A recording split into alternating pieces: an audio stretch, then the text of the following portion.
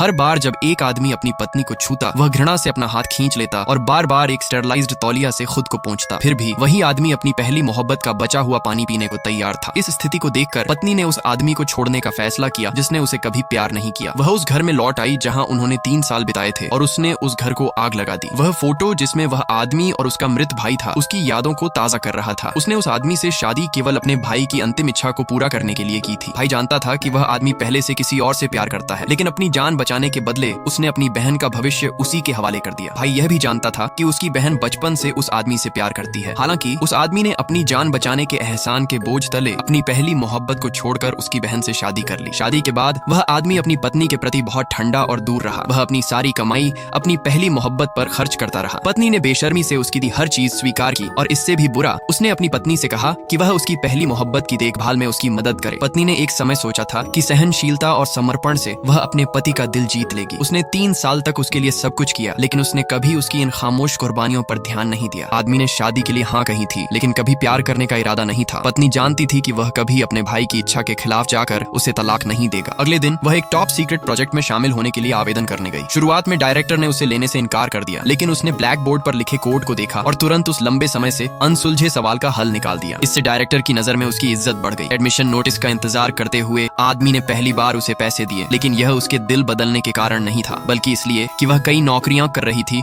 और थक चुकी थी। हालांकि आदमी को अब भी एहसास नहीं था कि वह पहले ही अपनी पत्नी से प्यार करने लगा था। वह अभी भी अपनी पहली मोहब्बत के प्रति अपनी गलत फहमी में था।